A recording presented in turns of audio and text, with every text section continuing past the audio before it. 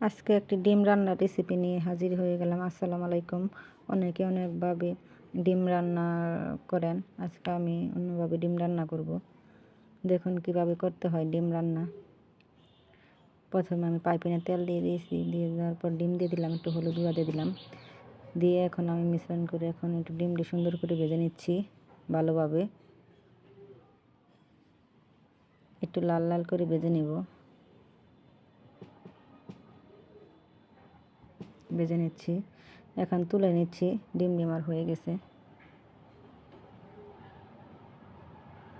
উঠে নেওয়ার পর এখন পেঁয়াজ কুচি দিয়ে দিলাম, দিয়ে একটু ভেজে নিচ্ছি। ভেজে নেওয়ার পর একটু লবণ দিয়ে দিলাম পরিমাণ মতো, আপনাদের যেরকম লবণ খেতে পছন্দ করেন সেরকম দেবেন।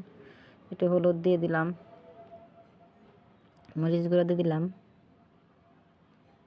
1 চামচের একটু বেশি মরিচ দিয়ে দিলাম, কারণ একটু কম ঝালই পছন্দ করে আমার মেয়ে।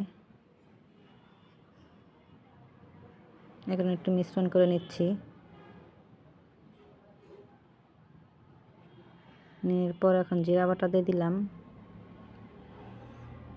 একটু পেঁয়াজ বাটা, একটু জিরা বাটা, একটু রসুন বাটা দিয়ে দিচ্ছি। এখন পটল দিয়ে দিলাম। আজকে আমি পটল, আলু, কাঁঠাল বেশি দিয়ে আমি তরকারি রান্না করব। আপনারা বাসায় বসে একবার হলেও ট্রাই করবেন, দেখবেন কীরকম মজা।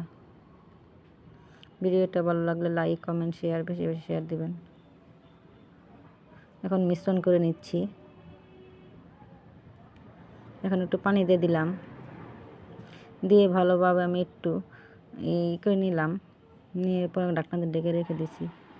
এখন ভালো আমি ডিম দিয়ে দিচ্ছি। এখন ডিম দিয়ে দিলাম। আমি ডিমটি সাইজ সাইজ করে কেটে নিয়েছি, আপনাদের দেখাইনি পিস করে। এখন ডিম দেওয়ার পর এখন আমি একটু পানি দিয়ে তরকারিটা ভালোভাবে কষিয়ে নিয়েছি। এখন আমি একটু পানি দিয়ে দিলাম। নেওয়ার পর এখন আমি ঢাকনাতে ডেকে রেখে দিলাম। তরকারিটা আমার প্রায় হয়ে গেছে। দেখুন কীরকম দেখা যাচ্ছে। আপনাদের একবার হলেও বাসায় ট্রাই করবেন।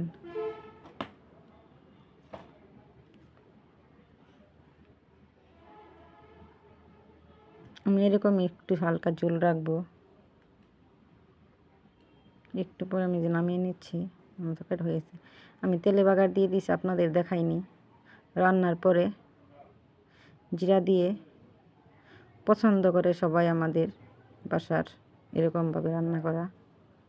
আপনারা বাসায় বসে একবার হলেও ট্রাই করবেন রান্নার পরে বাগার দিতে।